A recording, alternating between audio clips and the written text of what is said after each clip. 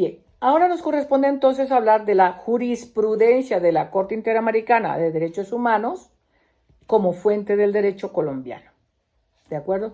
Como fuente del derecho constitucional colombiano.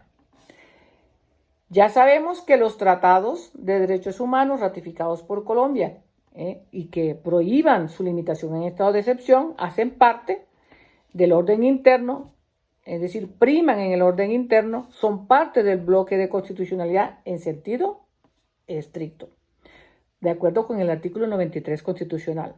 Pero sucede que no solamente es fuente del derecho, ¿no?, por hacer parte del bloque de constitucionalidad los tratados sobre derechos humanos, sino que también es fuente del derecho por desarrollo de la propia Corte Constitucional, la jurisprudencia de la Corte Interamericana de Derechos Humanos.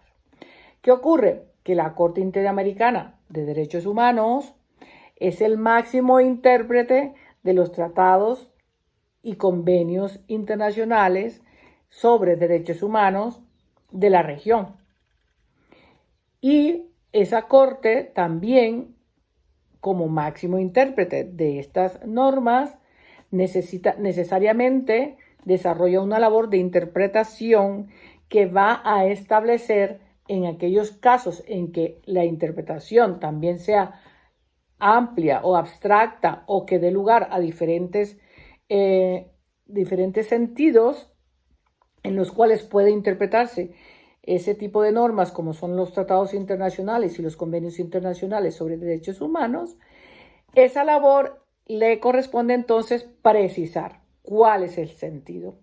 Y en esa labor de precisión del sentido de estos tratados y convenios internacionales sobre derechos humanos, la Corte Interamericana también establece jurisprudencia, también crea derecho, también, desarrolla precedentes.